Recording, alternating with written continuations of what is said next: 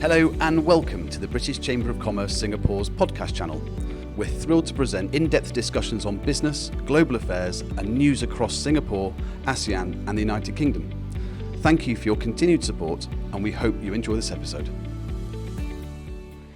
I'm joined today by Nora and Nazerene. Nora is the Vice President and Publisher of Penguin Random House Southeast Asia, leading the publishing of literary works across the region. She has 2 decades of publishing experience under her belt and has been with Penguin since its Southeast Asian arm was set up in 2018. In Penguin, Nora has spearheaded the publication of the Southeast Asian Classics series, English translations of well-loved works from the valuable literary canon of Southeast Asia, including Tun Sri Lanang Sulalat Al Salatin and Lope Ke Santos Banag at Sikat.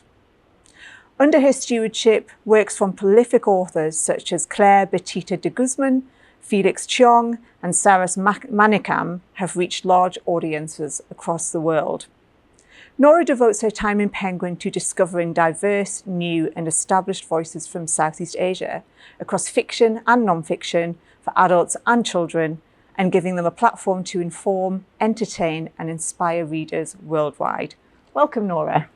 Thank you, Suzy. The first thing I wanted to ask you was, can you tell us a little bit more about Penguin Random House Southeast Asia and your role? Sure. Although I think you have mentioned most of it. So Penguin Books was obviously the brainchild of Alan Lane in 1935. Yes. In 2018, we set up shop in Southeast Asia with its headquarters in Singapore, with the aim of giving a platform to voices from the region, meaning Southeast Asia, so that we can bring the voices out and amplify them into the world. And the other way around as well, we aim to introduce diverse international voices to the region. So the general aim is to nourish a love for reading in the region. Yes. Lovely. And have you always wanted to work in publishing, and how did you get here in your career? Okay, I've always wanted to be a publisher, but only a little bit later in my life. Straight out of university, I went into teaching first, and one of the subjects I taught was English language. At that time, the students I was teaching was already from a generation that was reading less. And I was thinking, yeah, perhaps there aren't enough books to pique their interest, and it'd be interesting to be part of the book creation process. So in 2006, I joined publishing as an assistant senior editor, and eventually went on to lead a successful list. Then one day in 2018, I got a call asking if I would like to join Penguin, and no one says no to Penguin. No, I can imagine. Yes, so the rest is history. Fantastic. And as you say, you're focused on Southeast Asia. And is there anything different about book publishing in this region? Was there anything that surprised you? So when we talk about Southeast Asia, let me just list the countries: Singapore, Malaysia, Philippines, Brunei, Thailand, Laos, Vietnam, Indonesia. Have I said Indonesia? Not yet. Okay. Indonesia, Myanmar. So these 10 countries, if I've left any out, I'm sorry. If you think about them, they are dominated by vernacular languages. So people read more widely in the local language than in English, right? And when they read in English, it's usually books from the West. So that initially presented a challenge for us, right? How do we win these people over? They prefer reading local language books. Then we realized that people here, and that's the surprise, that people here actually, they're very proud of our heritage, right? Very proud of our histories, of our culture. And especially the younger ones, and this is an even bigger surprise, they are the ones who are more keen to preserve their cultures and find out about their histories. And they want to read about each other's cultures, each other meaning Singapore's interested in reading about Thailand, Thailand's more interested in reading about Malaysia. So then it became an opportunity for us, right? So it got us thinking, so what is the one thing that we can do to bring everyone together, since that is what interests people, which is preserving their culture and history, and it's something that they really are interested in. And so that surprise became an opportunity for us, and it has helped to shape our thinking in how we want to publish books and engage with the readers in this region. So what we realized is that we need to publish books to help us see ourselves in the stories, right? And perhaps that's why people in this region prefer to read local language books, because local language books tell our stories. Yes. As opposed to, English books from the West. Yeah. So one of the things that we also do is we ensure that we publish books that take away the white gaze. Yeah. Right. And I think this is especially critical if you're talking about books from our colonial history. Yeah. Yeah. So, for example, right, we're publishing No Man River, and this book is the only book that was written by a Vietnamese about the Vietnamese War at that time. Yeah. And we're publishing it because at that time it was only just Americans talking about the war, and it always looked like the American was placed on a pedestal in the stories, right? That's natural. So we are publishing this year in time for the 50th anniversary of the end of the Vietnam War, and we are very proud of that. I think that's great. And like you say, two things really. I think it's so great that you're seeing younger people are very interested in learning more about their culture, their neighbours' culture. And also, I love that, it's about giving voices to local voices, because I'm in the middle of reading a book, Tanamera at the moment, by a guy called Noel Barber, and I'm finding it fascinating because it's the period, just pre, during, and post-war in Singapore. But it does make me think, if I read something similar from all of the other cultures that were involved in that period, what would that perspective be? And I think it's really important, isn't it, that particularly young people can have access to all of those different perspectives of their history. Yeah. What is interesting is that although we are a very diverse region with many cultures and many languages, we have a lot of our history is shared, and it is, and I think that is what brings us together. Yet there are still nuances, so that in itself already creates so much diversity in what stories can be told. Yes, so rich and colourful. Now, something that I'm sure a few of our listeners will be wondering, I want to talk a little bit about authorship. So how does somebody get their work published, and can you lay out what the process is to a layman? Okay, so I'm going to simplify it here, but it's not as simple as I describe it right now. So first you got to know what it is that you want to write about. And you should ask your network, your friends, whether it is something that excites them. And then do research of the market to see where your book stands.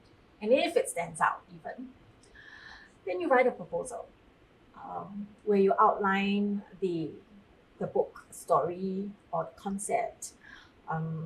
And then you tell in your proposal, you should include your bio and why the book will do well, and how it will stand out against the competition.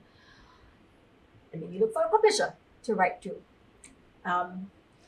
You submit your proposal and you wait, I guess. Yeah, it can be a long wait, it can be a short wait. The publisher may get back to you with questions, or they might offer you a contract immediately. You sign a contract, then you submit the manuscript on the date agreed upon in the contract. The manuscript will go through rigorous rounds of editing, right? Structural editing, copy editing, and proofreading. So the author will be involved in all stages. Other than at structural edits, the author will be making revisions. Then at copy edits and proofing, the author will be reviewing what the editor has done. So then the book is published. Yeah. 2 months before the publication date, the marketing team gets in touch with the author to present a plan and refine it based on the author's inputs. Then the cover design will be worked on, I know, the minute the structural edits start. And the author will have some input on the cover, but usually the publisher reserves the right to make the final decision on the cover. The book gets published. So yeah, that's the general steps. Yeah. It takes about anywhere between 6 months to 2 years. The bigger publishers usually acquire titles 2 to 3 years in advance. Right. Yeah. So if you were to submit a raw manuscript after you've signed a contract, you submit the raw manuscript today, it's fair to say that the book will not be published this year. Wow. Yeah. That's a long time. Yes. I can only imagine as well. I imagine there must be mixed emotions, once you get accepted and like the excitement of that, but then the sheer panic once you sign the contract and you've got a date sitting over your head that you have to submit your manuscript. Yeah. It's but we do work with our authors to tell them that it's okay if you can't, at least give us advance notice. Yeah, but I think the date is there as a motivation, so that they will work towards it. Yeah. And what do you think makes a successful author these days? So firstly, taking a leaf out of what we just talked about, the making sure that the manuscript is completed. So that requires an author's diligence and tenacity, and discipline. I think discipline is key. When you've given a date, a submission date to the publisher already works out when the book will be published. Yeah. And fixes it on the schedule. And starts to talk to partners, meaning bookstores and distributors, about the title. So it all starts from that first manuscript submission. So the author has to be disciplined enough to put aside time in their busy schedule to make sure that they write, so that they can submit on time. Yeah. And then when the edits come in, the author will also have to put time aside to make sure that they can make the revisions, make the changes, review any edits. Because any change in the publishing schedule is unforgiving and very sensitive. Yeah. So the minute there is a delay anywhere in the pipeline, everything gets delayed, right? The pub date also gets delayed, the publication date. Yeah. And a book that, bookstores and our distributors may have been excited about in the beginning, if it comes out late, they may not be as excited when the book eventually gets published. Yeah. So it's all, it's all one domino effect. Yeah. It's an interesting mix, isn't it, of creativity, obviously having the idea and the ability to write creatively, but also needing that diligence, like you say, and that discipline to make sure you're setting aside time to just go and write. it's not one of these airy-fairy things where Yeah. you can just, I'm going to write a little bit today. You've got to make sure that you put the I time. have authors that make sure that they write, they have a writing routine, Yeah. right? So they put aside a specific time of every day, usually after the kids sleep or very early in the morning, to write for maybe 1 or 2 hours. And they give themselves a word count to achieve. Yeah. Let's say 5,000 words every day.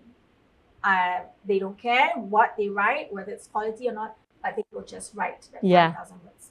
Yeah. Okay, so that's just one.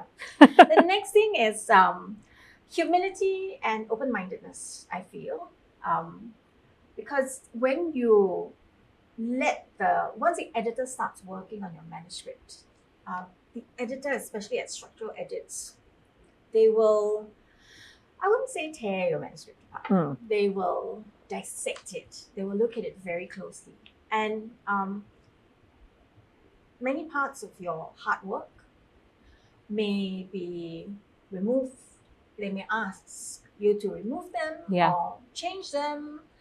So if you're not open to that, and you're not humble enough to say that, yes, I believe this is going to make my manuscript better, it's going to be very hard for the author. And the author has to trust that they are working with people who are experienced enough in the market to know what the market wants. Yeah. And that we are not trying to destroy your manuscript. We're trying to make it into the best possible form for publication. Yeah. Yeah. So when the author resists, sometimes we'll just say, okay, you have your way, but we know that this is not the best version that could have gone out to the market. Yeah. So we've talked a little bit about what makes a good writer. So diligence, obviously having a great idea, that humility to not take too personally when your publisher suggests changes to the manuscript. What are some other things that writers or aspiring writers could do to increase their chances of being discovered by a publisher? Okay, so obviously, if you've had many best-selling books, you don't need to worry about that. Yes. We know who are the best-selling authors. I think you've got to have a very good profile, and this relates to your previous question as well. You have to. It increases your chance at success. You have a good profile. You have to have a good network, because your profile and your network are the first people that we will engage with, right? And we will reach out to. And these are hopefully the first group of people who will buy your book and talk about it, right? So that's very important. And we always look up the author, a prospective author, on social media. So offline and online, your profile should be strong. Interesting. Your writing profile, it should be decent too. If you haven't published a book, at least write to contribute to publications such as magazines, write op-eds in newspapers, get your work published in journals. Here I'm talking about literary journals. And then talk about them on your social media accounts. Right, and sometimes for fiction writers, they look for online platforms where they can publish the stories, like Wattpad, and they get like millions of reads, and that's where we start to notice. So writing profile, so personal profile, writing profile, get people who've written books in your network. Yeah, because once you've written something, it will be good to have them endorse you and recommend or connect you with publishers. Yeah. I think that those are the main things that will help an author succeed and be noticed. Let me talk about if you have written to a publisher. Sure. Yeah.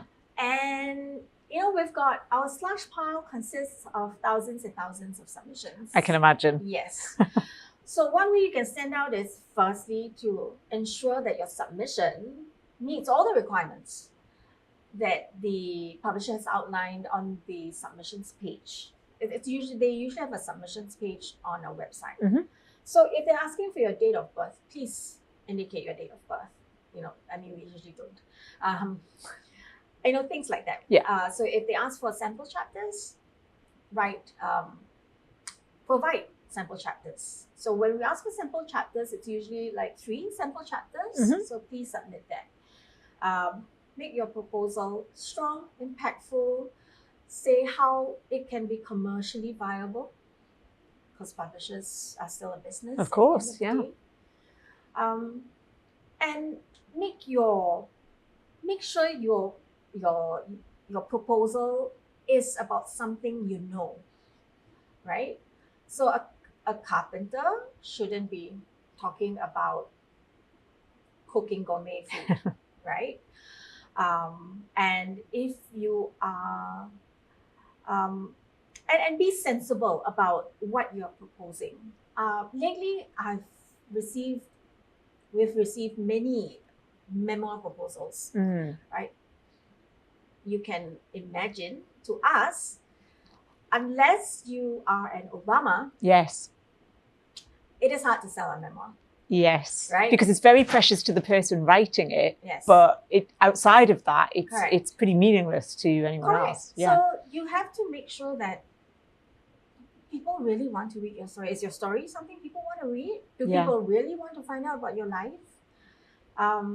So what you can do is to, if you find that you've learned a lot of things from your life, and we all have, instead of writing a memoir, frame it in such a way that you're writing a book about key learnings, and you use your story as real life examples that you can include in your book. Right? Your story is a vessel that carries the lessons. So instead of writing a memoir, because I have 40-year-olds, 50-year-olds, oh yeah, I failed in business. This is how So many people have failed in business. That kind of Exactly. thing. Yeah. So that is something, what your proposal must make sense and align with your profile. I think that's important. So that I think will help us really pay attention to your proposal. And I think this last one is what many people, I think, don't do, is research the publisher. Right. Who you write to must want to publish your type of book. Yes. Yeah. So if you're writing a business book, don't make a submission to a publisher that only publishes non-fiction. Fiction. Let's say literary works, right? Do some research. So we have many authors or author wannabes feel that the more they write to, the higher the chance of getting a response. Right. But we see from the subject line, and very quickly we do our first cut. If it's something that doesn't align with our list, then we don't even read it. So make sure that you are familiar, or you at least have read up about the kind of books that publisher publishes, and your proposal is something they will at least be interested in, because that's something they publish. Yeah. That's great. Lots of really good tips and hints, lots of things that I didn't really think about. And like you said, using opportunities to flex those writing muscles where you can, if you're thinking of writing a book, both to flex the muscles, but then also to show any potential publisher that you are already in the writing game. You are writing stuff regularly, and there are so many more avenues now than there used to be. Things like Substack, where you can just set something up. For you just to put things out in the world and see how they might be accepted. That's great. Speaking of such platforms, right? I think at this point of time, we are beginning to get better at identifying whether a text was generated by AI. Yes, or not. Of course, yeah. So just make sure that what you write is really showing your authentic self. Yeah, absolutely. So I now want to turn to the industry itself. So with the rise of digital and social media, some say that print is dying. You work in one of the major publishers in the world. What is the situation that you see in this region? So I've heard this so many times. Right? Print is dead. Print is dying. Newspapers, magazines, books, and yet here we are, right? We opened up Penguin Random House in Singapore. So I don't think print is dead per se. I think what you will see is that during COVID, there was an 8.2% rise in book sales, the highest ever in a decade, as reported by the NPD book scan. Yeah. So this was in the US, because people were turning to books for, to escape. Yeah. Comfort. Yes, comfort, to get knowledge. Yeah. Right? It's something meaningful that they could do while they were stuck at home. Yeah. Right? So after that, and we established our office here also just before that. And the pandemic just came and we were worried. But the demand was there and it kept growing. So I don't think print is dead. If you look at celebrities, there are more celebrity book clubs now. Yes. And celebrities want to be seen or photographed holding with a physical book. Yes. Right? Reading has a cool factor now. Yeah. Yeah. So after COVID, right, that's when we see that the demand for books just kept growing and growing, and it continues to grow today. Yeah. So we think that so in Singapore you see like the iconic Kinokuniya. It's still standing strong. Yeah. And we've got like independent bookstores like Book Bar opening. So it's obviously, they obviously see an opportunity, right, in the market to grow.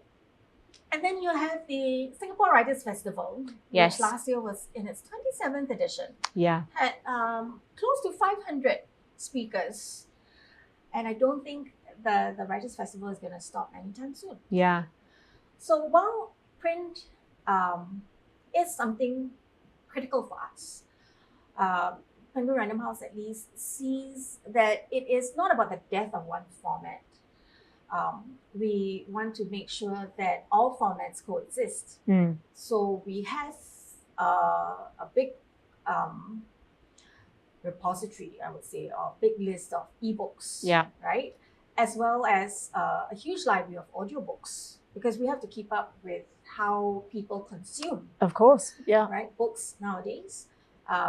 So while in the West, audiobooks are really doing well, and it keeps picking up. Here, it's only starting to pick up.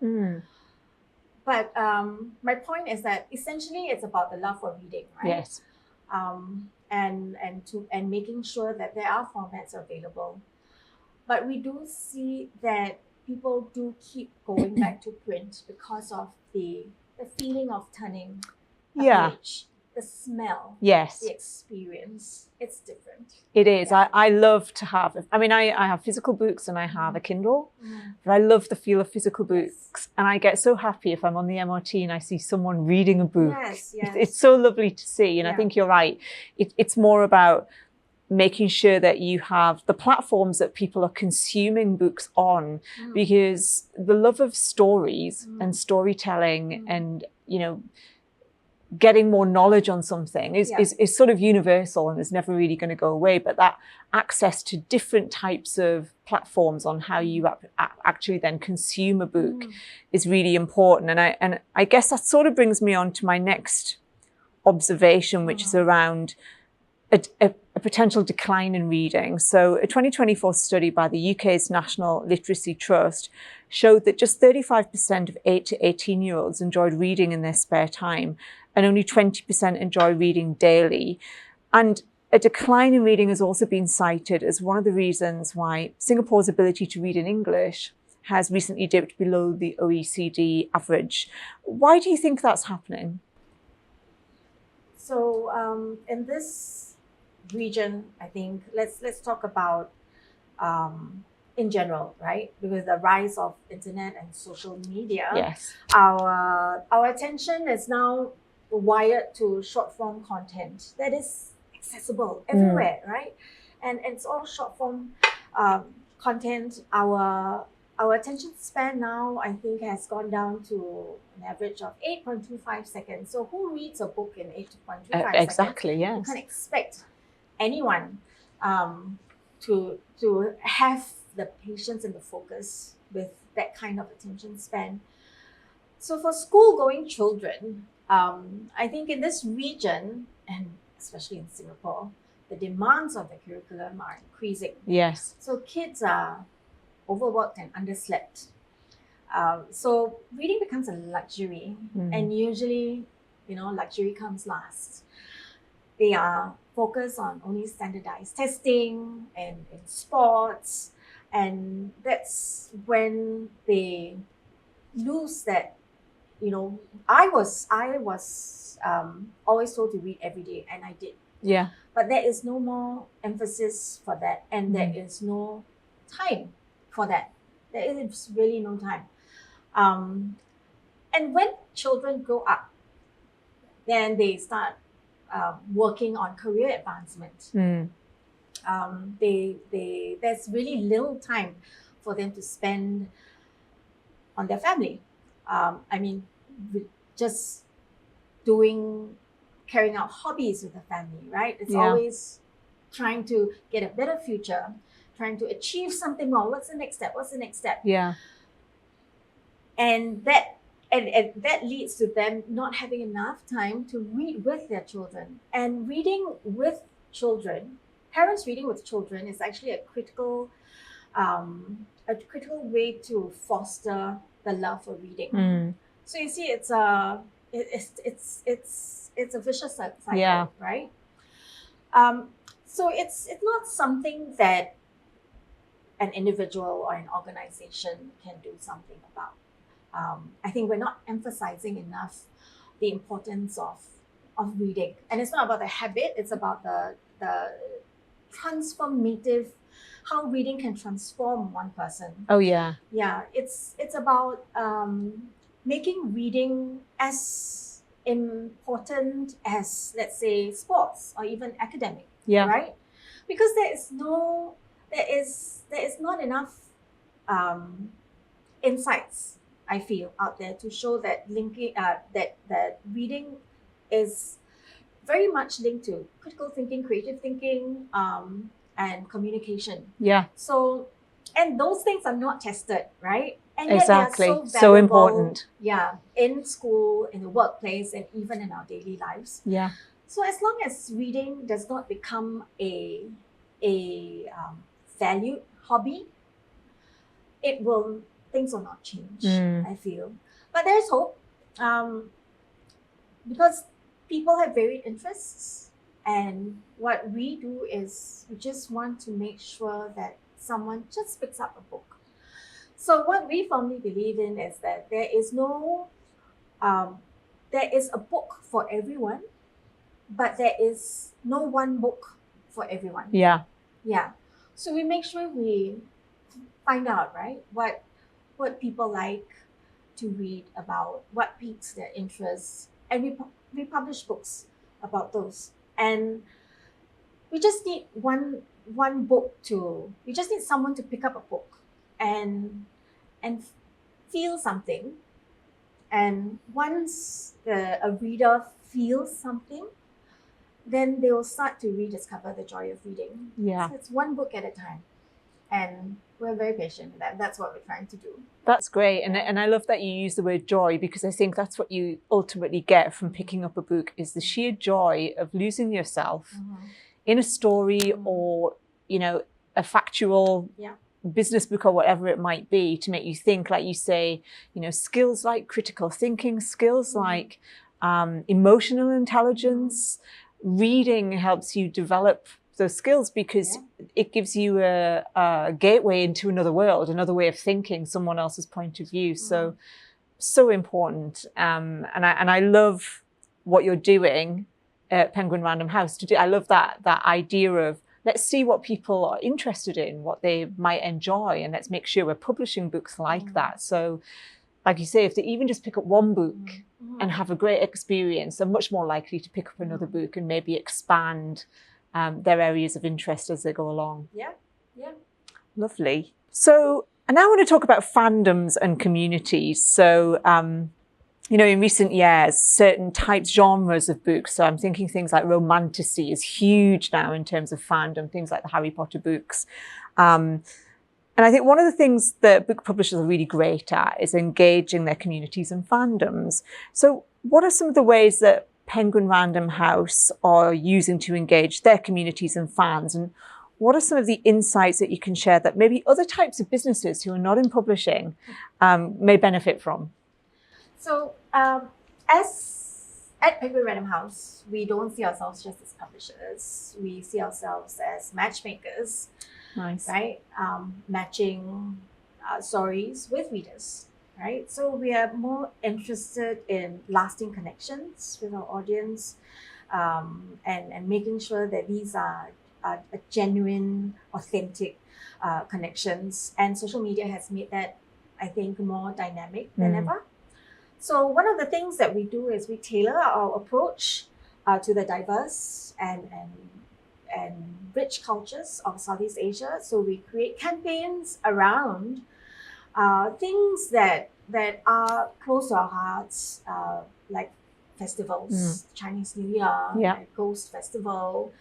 Of course, we have National Day, and this year we've got SG60, so we're very excited about that. And of course, Merdeka Day, to ensure that we're weaving stories into the everyday lives and reaching them at a very personal level, right? Then the other thing is we've embraced partnerships with local influencers and bookstagrammers because it can be quite magical. They're like trusted friends to their followers. So when they say something, there is really a good buzz that can be created. So we've embraced it and we work with them.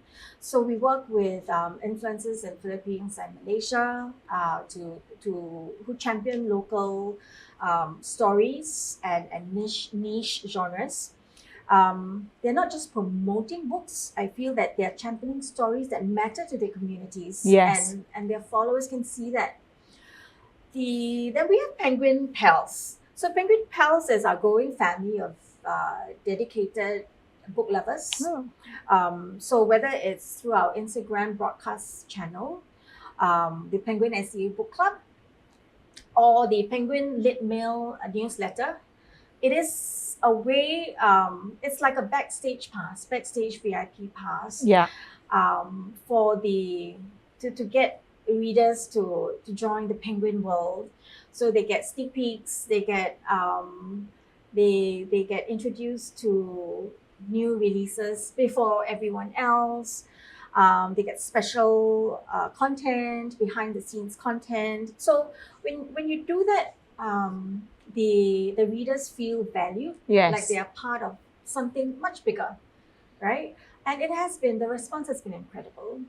So I would say that these strategies don't just work for publishing. So it's about, as long as you focus on building authentic relationships with your audience, you localize your content, you partner with trusted voices to amplify your message, and you make your fans feel valued and part of your community, part of your family, it then builds loyalty and engagement, and that is immeasurable. Yes.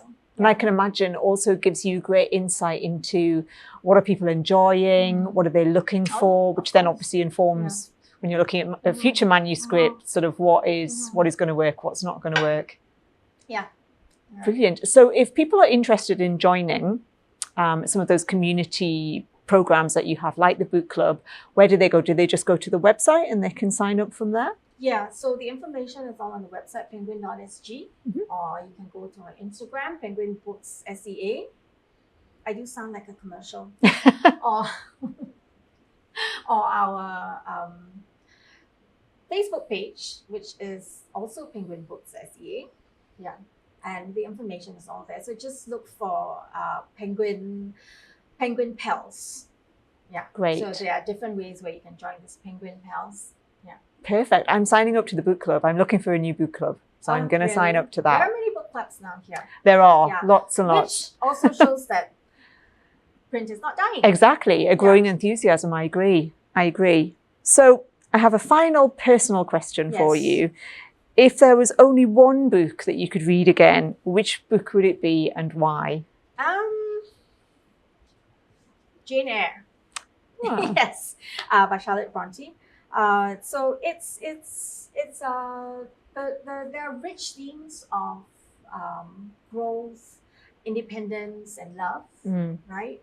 It's got atmospheric settings, intriguing mysteries, and the complex relationships, such as the one between Jane and Mr. Rochester.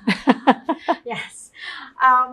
Those really keep me engaged to the book. And each time I read the book, I discover new layers, whether it's the subtleties of Jane's inner thoughts, or the social commentaries that Bronte weaves into the narrative, or the emotional depth of the characters that you keep discovering with every read. It is a classic even for me. I know it's a classic to everyone, but it is definitely a timeless read for me, and I keep coming back. When I'm happy, I will pick up Jane Eyre. When I'm sad, I pick up Jane Eyre. One day you come to my house, you see all the different versions of Jane Eyre with all the different covers. Yes. Oh, lovely. It's my all-time favorite. It's amazing, isn't it? It's such a skilled writer. She's written a piece of fiction that is just as relevant today as it was when it was written, in terms of universal themes, emotions, relationships. Still relevant. See the power of a good story. Exactly. I agree. For me, it's The Great Gatsby. I go back time and time again. My favourite book in the world. And like you, I always take something fresh from it when I read it again. That is what makes a good book, I feel. That there are always new layers to peel when you revisit it. Yeah. Agree. Wonderful. Thank you, Nora. Thank you. I've enjoyed myself. Thank you for tuning into this episode of the British Chamber of Commerce Singapore's podcast channel. Before you go, don't forget to subscribe and leave us a rating and review on Spotify, Apple, Google, and other podcast platforms. If you enjoyed this episode, please spread the word by sharing it across your network. For more information about the Chamber and what we do, visit our website at www.britcham.org.sg and tune in next time for a brand new episode.